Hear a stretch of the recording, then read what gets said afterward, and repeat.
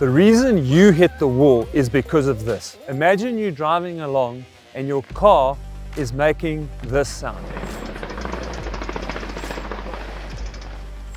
Do you just ignore it and hope that it goes away and repairs itself?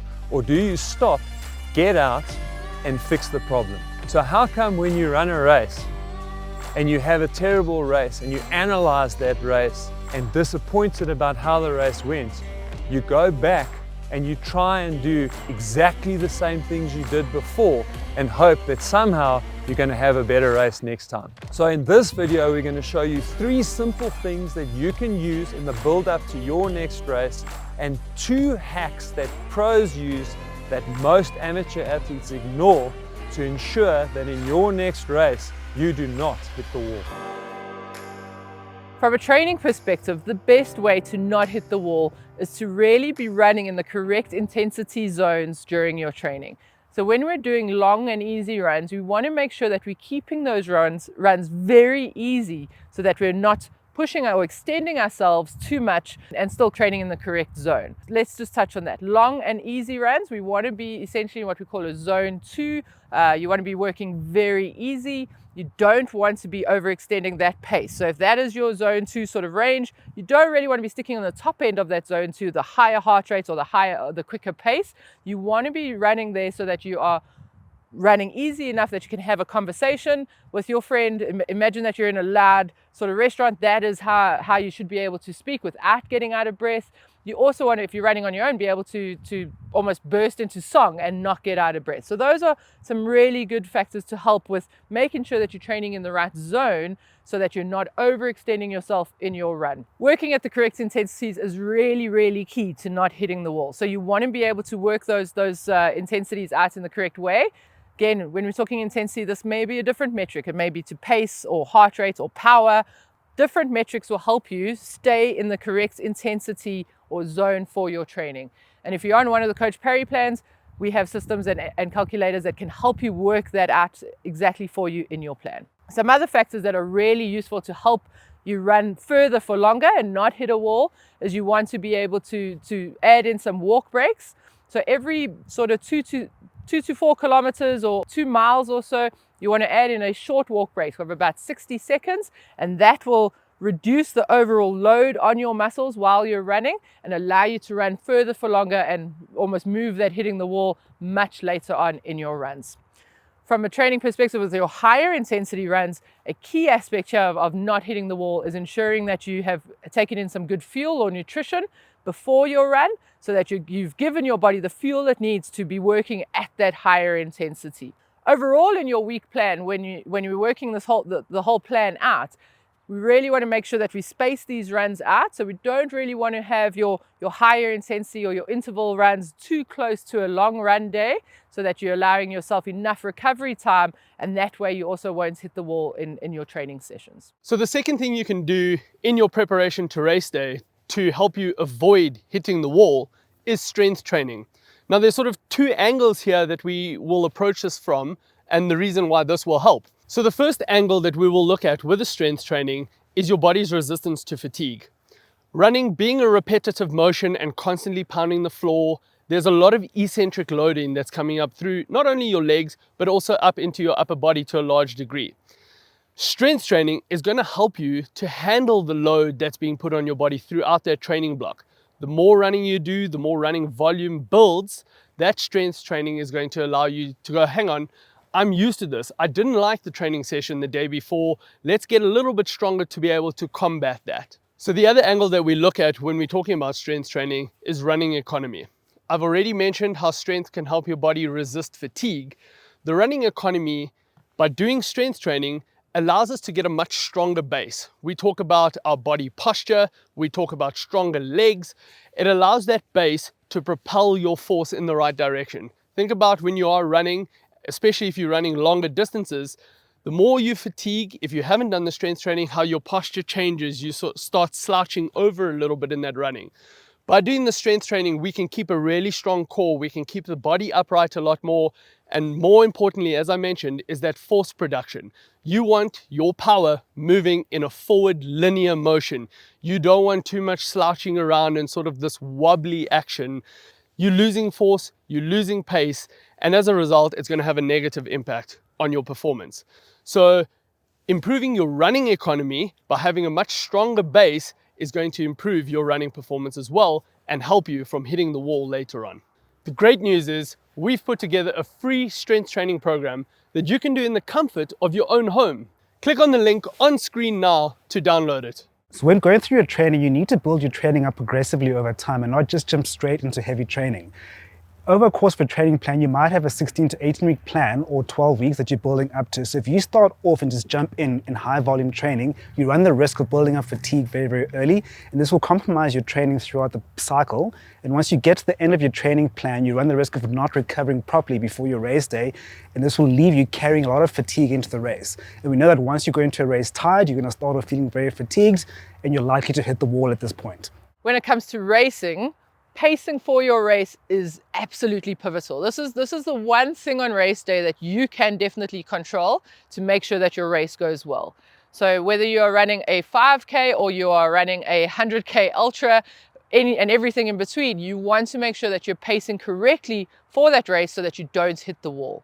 The different distances require different pacing strategies, and this is very, very key. So as for a 5K that is a little bit short or much shorter distance, you equally don't want to just go gung-ho in the first kilometer and die the slow death as you get closer to 5Ks.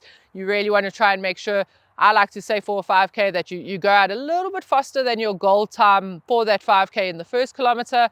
Try and get into a nice rhythm from the second, third, and fourth kilometer, and then obviously in the fifth kilometer, you want to really run like you stole something and you're being chased. That is the most ideal way for me to pace a 5K. Moving across all the way to something like the marathon, in terms of pacing a marathon, the key with the marathon or ultra marathon pacing is that you definitely do not want to go out too fast. A lot of people try to bank time to make sure that they can almost save time for later in the race.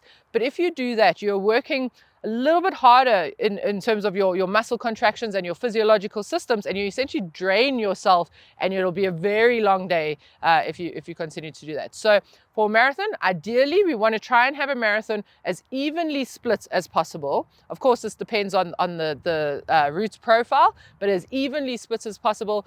And if at all possible, try negative splits in that second half. So essentially your first half of that race should be a little bit slower than your second half of the race.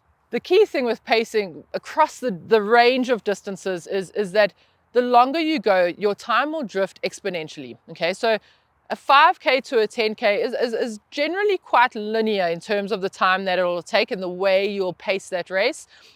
Equally sort of between the 10 and the half marathon. Also quite a linear sort of adjustment from 10 to 21.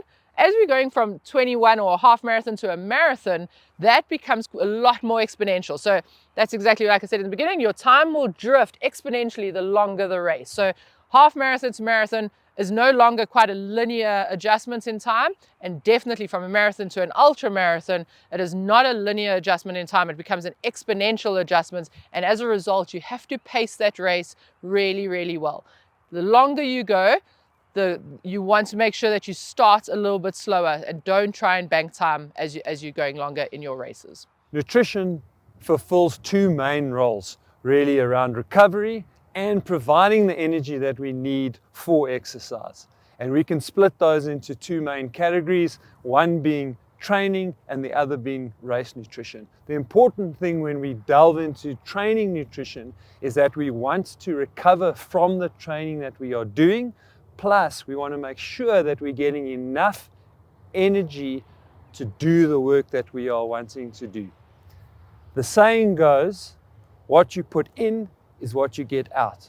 So the first step in your nutrition plan is to make sure that you are eating good quality foods, and as a general rule, that means fresh.